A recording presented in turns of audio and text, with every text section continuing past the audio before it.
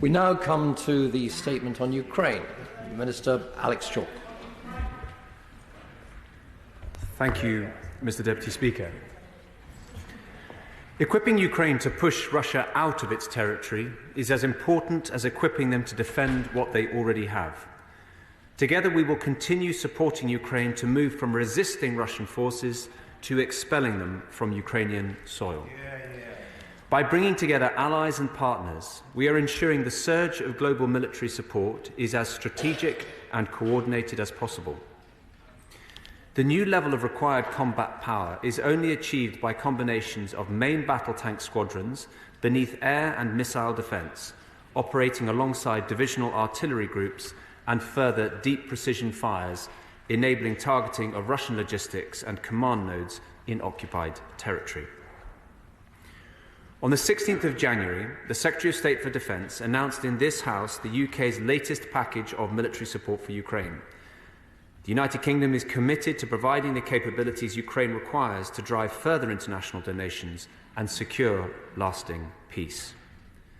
The UK, our allies and partners, are responding decisively to provide military and humanitarian assistance to Ukraine. The UK has led the world with the gifting of modern main battle tanks to Ukraine, and we are engaging international partners through a coordinated military and diplomatic effort.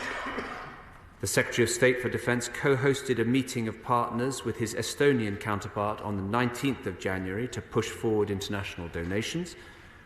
The Tallinn Pledge is an important declaration of commitment to Ukraine. The provision of tanks was also discussed at the meeting of the Ukraine Defence Contact Group at Ramstein Air Base on the 20th of January, the following day.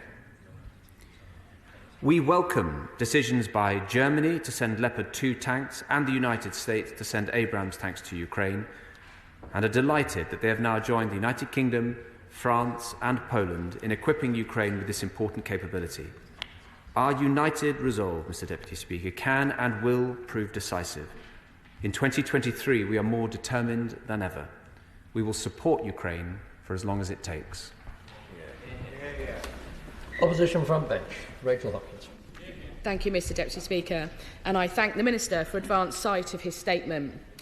This is an important opportunity to discuss the developments of the last few days. The UK remains united in its support of Ukraine.